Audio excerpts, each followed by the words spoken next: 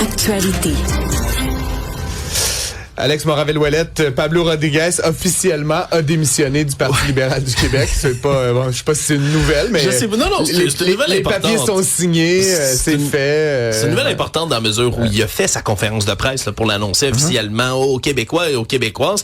On a presque l'impression, sincèrement, que Christian Dubé attendait ça. Puis là, une fois que ça a été fini, ça a été à mon tour maintenant de lancer là du sable dans l'engrenage. Mais oui, Pablo Rodriguez, là, qui est sorti en point de presse, a pas répondu aux questions des journalistes. Il est accompagné de sa famille, est sorti en reprécisant là, toute sa carrière, comme il l'a vécu au fédéral, une vingtaine d'années en politique active, a tenu à mentionner puis à rappeler là, qu'il n'a rien à se reprocher, a dit j'ai jamais eu rien à me reprocher dans ma carrière, j'ai rien à me reprocher maintenant, mais je suis devenu une distraction, donc je dois partir. D'ailleurs, on le sait, ses députés allaient réclamer sa démission de toute manière lorsqu'il l'a lui-même là, annoncé hier. C'est officiel. Il n'est plus le chef du Parti libéral du Québec. Qui le remplace? Est-ce qu'il y a comme un intérim? Là, mais pour l'instant, si je veux appeler le chef du Parti libéral, maintenant, j'appelle qui? C'est une excellente question. Là. J'ai pas vu exactement là, quelles étaient les précisions. Il n'y a pas nécessairement un automatisme. Je pense que ça va venir dans quelques instants.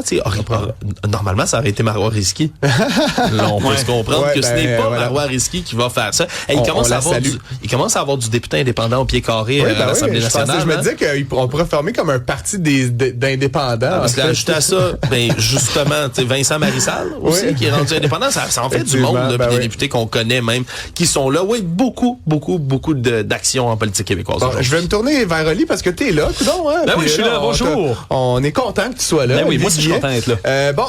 C'est les vacances. Bon.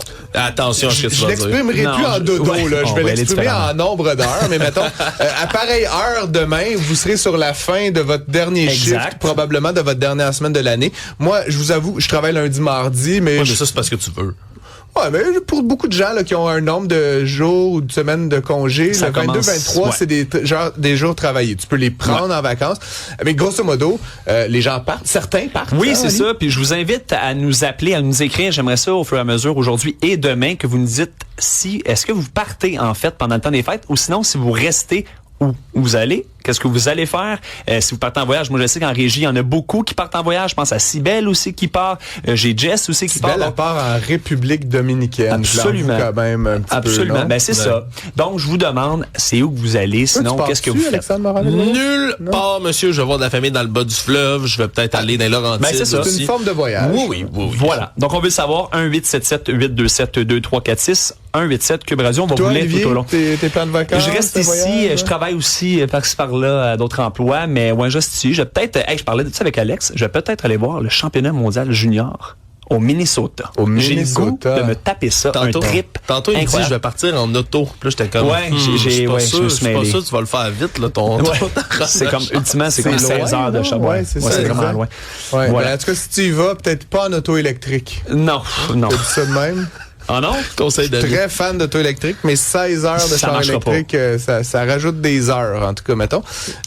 Donc, tu t'en vas peut-être au Minnesota. Toi, tu t'en vas peut-être dans le bas du fleuve. Moi, je m'en vais assurément dans le bas du fleuve. J'ai de la famille dans le coin de Rivière-du-Loup. On se croisera peut-être par là. Je me retourne vers toi, Alexandre Morin-Villouellette, parce qu'on voulait parler d'itinérance, hein, un sujet qui fait jaser, qui nous préoccupe, je pense, tous et toutes. Puis évidemment, à l'époque, un phénomène essentiellement montréalais qui est devenu un phénomène québécois, voire ailleurs évidemment dans le pays. Mais je me rappelle l'été dernier, alors que j'animais l'émission du retour, là, avoir parlé avec le maire de Dolbeau-Mistassini, tout petit village du Saguenay-Lac-Saint-Jean, qui me disait avoir des problèmes d'itinérance. Je sais qu'à Bécomo, où je me rends régulièrement, il y a des problèmes d'itinérance, des villes, des villages où il y avait pas ce problème-là jadis, et donc un problème à régler. Et donc, je te ramène ce sujet. À Montréal, on commence quand même un petit peu là, à prendre le taureau par les cornes. Oui, absolument. Là, c'est un peu comme le premier gros défi là, de Soraya Martinez-Ferrada comme mairesse de Montréal.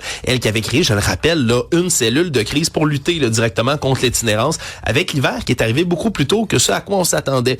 Et là, elle a fait le point, là, une petite mise à jour aujourd'hui sur sa cellule de crise. Là. Elle dit qu'elle est en bonne voie de surpasser même l'objectif qui s'était donné 500 places, je le rappelle, rappelle, là, nouvelle place créée dans des haltes chaleur un peu partout à Montréal là, pour les sans-abri d'ici Noël. On dit que sur ces 500-là, il y en a à peu près 400 qui sont déjà ouvertes.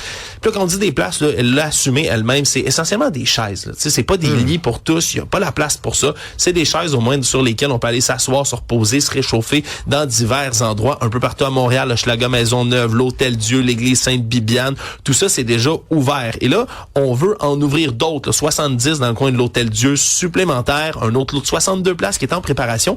Mais ce qui est intéressant, c'est qu'elle a tendu la main une nouvelle fois au milieu privé en disant s'il y a des entreprises là, qui ont des locaux, qui ont des endroits chauffés, des entrepôts, n'importe quoi dans lesquels et on peut abriter des gens là avec l'hiver qui est peu clément, même s'il y a un peu de pluie puis un redout qui s'en vient, qui est pas très clément jusqu'ici. Elle a même mis une adresse courriel spécifique, je vais vous le dire, c'est offre de site au pluriel à commercial montréal.ca si vous êtes une entreprise avec des locaux, des endroits. Hein? Oui, offre de site au pluriel, site ES. Donc, envoyez un courriel là-bas si vous correspondez à la description que je viens de dire. Donc, la ville paierait ces entreprises-là pour pouvoir libérer ses locaux, j'imagine. Je sais pas s'il y a une rémunération. Je sais pas s'il y a une rémunération avec ça, mais on se comprend que c'est... À négocier, évidemment. Voilà. Je me retourne vers toi, Ali, parce que là, on essaie d'équilibrer un peu les choses. C'est bien correct. C'est sûr que quand il y a des breaking news, Alexandre Moranville-Ouellette, surtout que tu l'as apprise en même temps que moi, on a tendance à... tu voulais parler aujourd'hui, on fait le quiz sur la culture. Absolument. Et donc, c'est très à propos. Tu voulais nous parler de top et de flop dans le domaine du cinéma. Top et des flops. Il y a un article qui est sorti aussi sur le Journal de Montréal.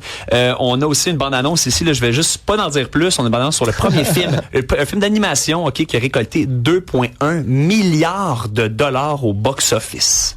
Dont je n'ai jamais entendu parler. Pas tout de suite. OK, parfait. Donc, c'est peut-être de mon côté. Mais c'est Neza, OK? C'est un film d'animation. Neza 2. Neza 2, en effet. Dans le fond, c'est comme un enfant rebelle, d'accord, qui tente de retrouver le droit chemin. En gros, c'est ça. Je n'ai pas regardé Neza, pour être 100% honnête. Mais en fait, c'est le 5e film, en fait, le 5e rang, OK, des plus grands succès de l'histoire du cinéma mondial. On parle ici derrière Avatar, Avengers et Titanic. Ça, c'est cette année. Et je ne sais pas toi, mais moi, je n'avais jamais entendu parler de ce film-là. Je suis un grand fan de cinéma d'animation et je n'ai, moi non plus, toi, Neza 2. J'en ai entendu parler, c'est parce que... Alexandre, c'est son côté geek, il entend parler de toutes ces choses étranges. Oui, mais je suis un maniaque de cinéma d'animation, moi aussi. Bizarrement, j'avais jamais entendu parler de ça. De ce que je comprends, c'est un film chinois. Oui? C'est le fait que ce soit, là, bien évidemment, excessivement populaire, tient du grand bassin de population là, en Asie, qui a majoritairement consommé ce film-là. On l'a très peu vu sur les écrans. Anglaise, je pense qu'il y en a. Je pense bel et bien qu'il y en a une, mais ça a été surtout consommé en Asie du Sud-Est. C'est ce qui fait en sorte, par exemple, que ça a atteint des popularités inimaginables. T'sais, ça s'est moins, disons, américanisé ou transposé en Occident que K-pop Demon Hunter. La seule réflexion, excuse-moi, Ali, mais tu sais, un film qui fait 2,1 milliards de revenus, ça doit être bon, là. Tu comprends? Je veux dire, même si tu dis qu'il y a beaucoup de population. Mais c'était autour de 500 millions seulement en Chine. J'expliquais surtout le fait qu'on en ait à peine entendu parler puis qu'il y a autant de popularité. Si c'est à ce point bon puis que tous les Asiatiques sont allés le voir, je comprends pas pourquoi on n'a pas fait plus d'efforts de marketing et des barrières commerciales plus étanches avec la Chine qu'avec la Corée, par exemple. Il nous reste moins de temps, fait que fais-nous donc le top. Là, je vais te faire le top. Par la suite, puis c'est vraiment dans l'animation, on a Lilo et Stitch à 1,1 milliard. Vous connaissez l'histoire. Après ça, on a Zootopia, donc un autre film d'animation, Zootopia 2, lui qui est encore au cinéma d'ailleurs, qui est déjà... Moi aussi, il faut que je le voir. Qui est déjà 1,1 milliard. J'ai un petit garçon de 3 ans et demi. Moi, c'est moi le petit garçon de 3 ans et demi. Et on a Minecraft aussi à 958 millions. Puis tu sais quoi? On va garder les flops pour un peu plus tard dans un prochain Flash Cube. Comme ça, on va pouvoir teaser nos gens. Je termine, je me tourne vers toi, Alex, en 30 secondes, mais il y a des nouvelles photos de la succession d'Epstein qui ont été révélées aujourd'hui. Oui, parce que je rappelle, c'est à peu près 95 000 clichés là, qui ont été envoyés à divers comités là, qui les révèlent au compte-gouttes. Puis on peut voir là, quelques images, là, je crois dans quelques instants, pour ceux qui nous suivent en visuel, mais de ce qu'on pouvait voir, là, puis encore une fois, c'est des images à glacer le sang. Là. Beaucoup de photos de Bill Gates qui se trouve avec des femmes dont le visage est caviardé. On avait Noam Chomsky également là, qui se trouvait dans l'avion avec Jeffrey Epstein. On voit justement ici, il y a des images même de Jeffrey Epstein qui a l'air d'avoir écrit des choses sur le corps de diverses femmes. On le voit, lui, entouré de jeunes femmes également qui ont l'air de comme prendre soin de lui. Puis il y a même des textos, des messages dont certains sont caviardés, dans lesquels on peut voir, pour vrai, ça a toutes les apparences d'un trafic humain. Littéralement, c'est j'ai une fille qui s'en vient, on peut m'envoyer des filles aujourd'hui, elle demande 1000 $ par fille. Est-ce que c'est bon pour telle personne? Elle a 18 ans, puis là, il met tout son âge, son poids. Est-ce qu'elle a le droit de bouger dans zone Schengen en Europe? Est-ce qu'elle a ses passeports? On dit qu'elle est d'origine russe. Vraiment, là, ouais, absolument des images, là, encore une fois, à glacer le sang. Quand même assez étonnant tout ça. Messieurs, on se retrouve un peu plus tard. On a le Dr Bolduc au retour de la pause.